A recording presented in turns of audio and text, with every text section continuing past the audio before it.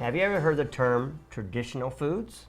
Well, we're here today to learn more about that with Sarica Cernohous. Yeah, excellent. Glad to have you back. Thank How you, have Kelly. you been? I have been doing great. Thank you.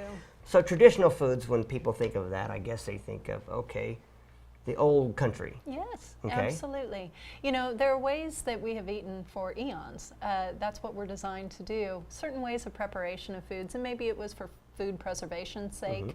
I'm not sure that people, when they first set out doing foods in traditional ways, that they were thinking, oh, we're going to get more nutrition from this, but maybe they did. Just sound like a good idea at the time. Yeah, that's right. This works. So, but it's a lot of it is happenstance. You know, a lot of that people happen across things. But that's right. Traditional foods, in terms of what? Well, preparation or just it can be foods, preparation. well, from certain cultures, you have certain foods that grow in a certain area. That's right. Okay. You know, it's dependent on, you know, where a person harkens from in terms of their genetic makeup. That is something that, you know, the ingredients themselves can have bearing. And then certainly the preparation techniques. But I mean, you can take someone who's a subsistence farmer, you know, down in rural Mexico, and maybe they have been, you know, getting by on corn and beans, more of an agricultural base, versus you can take someone who's maybe an Inuit, you know, an Eskimo, and they are getting by on whale blubber. And both of those people, they come from a very different environment that genetically they are attuned to that. And so traditional foods can just mean something very different based on where you are.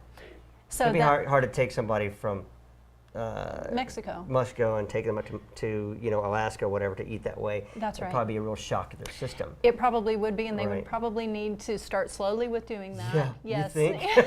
Just a little slow. Just a little slowly, and they'd probably want to use a lot of digestive enzymes. Yeah, probably a lot of salt or something. Oh, you know. But you know, well, they use that a lot up in no. What do they use? I wonder up in Alaska for the blubber. Is it just naturally fermented? You know, I don't know. I think that they do some fermentation on it, and that is a traditional food preparation technique. You go. As well, going back down to Mexico, the pre-preparation of grains. I'm reading a terrific book on fermentation right now called The Art of Fermentation. And it is an art. And it is an art. You gotta know what you're doing because you can mess it up. Yes, you can. You know, and so you do have to allow some time when you're wanting to get into traditional food preparation techniques. I always say to people, go after one thing, really feel comfortable with that, and then maybe move on to something else. Why are you pointing that towards me? Is that a hint about the yogurt? I'm still not doing real good yet. I know. I'm still learning. Because it's good, because I am learning something, and my family's actually interested as well. Wonderful. Because it is a traditional food. It is. Because I think, what's that called? That's a type of culture. Oh, it's a yes, okay. So it's a lactobacillus is the bacteria that is generally used in preparing the dairy in a fermented or cultured way. And what happens when you do that is the bacteria actually use the substrate of carbohydrate and a little bit of the protein that is inherent in that milk, and it pre-digests that. And it ends up creating something that's very rich in enzymes, very rich in B vitamins, very rich in minerals, and much lower in carbohydrate, in the lactose that's inherent in that milk. Pre-digest is not a bad word. No. It sounds funny, but it's okay. You know, I always think of, you know, your mother or somebody, oh, here, honey, let me chew this for you for the child. But I mean, it does make more sense if your body nowadays can't digest the same things that they could hundreds of years ago. Right. So that's what you're talking about in that reference. That is what I'm talking about. You know, so many of the foods that we eat today are quite devalued to begin with. Oh, yes, they are. They really are. You know, in terms of the plants, you know, they're not being grown in rich soil as, you know, even 50 years ago. Oh, they're stripping. We've talked about that on here before. They're stripping the soil with the too many fertilizers, especially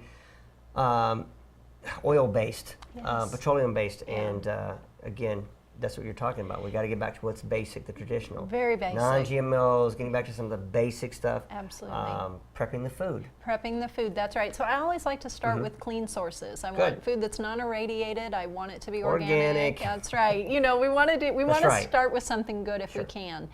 But even if you start with something that's not so good, some of these pre-digestion techniques, these pre-preparation techniques, they can take something that is not as good as it could be, and actually makes it a lot more bioavailable to you, a lot more nutritious. That's very good to know. Yeah, so I Very mean, good. yeah, so whether, and let's say we're talking about culturing here. When you do that, all you need is some kind of carbohydrate substrate for those healthy bacteria and sometimes yeast to feed on that. Okay. And in doing so, as mentioned, then you get, you know, a full spectrum of new nutrition as a result of that. And usually the carbohydrate load is reduced as well. And that's something that a lot of people are very concerned about, and for good reason these days. Yes.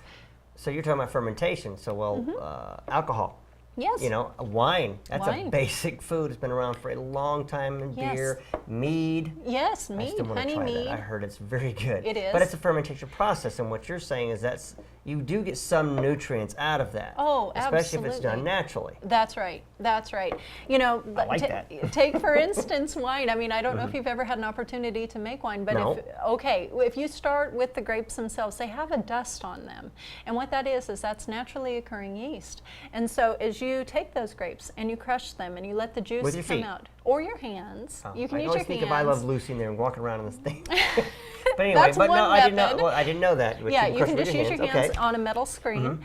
And what happens then is the yeast that are on the skin of those grapes, they immediately start feeding on that wonderful carbohydrate-rich juice that's in the grapes. And very quickly, the fermentation process begins with wine. That's something that happens very quickly.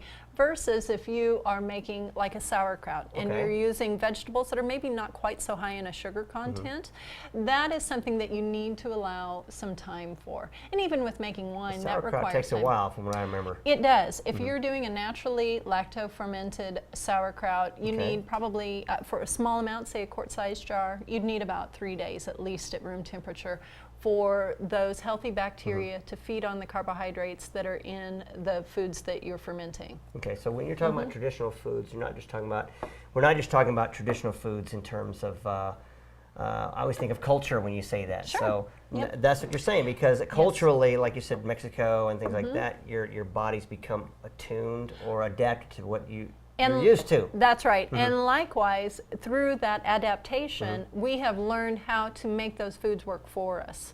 And so when it comes to corn, for corn to be very digestible, it is often pre-treated with lime. It's an ash.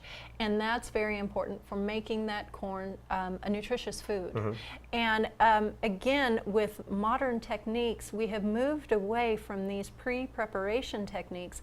And in turn, in the last 20, 25 years, it's incredible the amount of degenerative disease that has become Especially in this so country. common in America, Yeah. where we want everything really fast. Really fast. Really fast. We want it homogenized in flavor. Oh, yeah. You know, when you're doing foods like this, the thing that's so wonderful about it is the different characters of flavor that come from the preparation techniques. Yeah, everyone's so used to the perfect flavor that they've been taught to get used to from in the store, as opposed to what's natural. What's natural. And traditional. That's right. Traditional exactly. foods. Traditional foods. We just answered all of my own questions.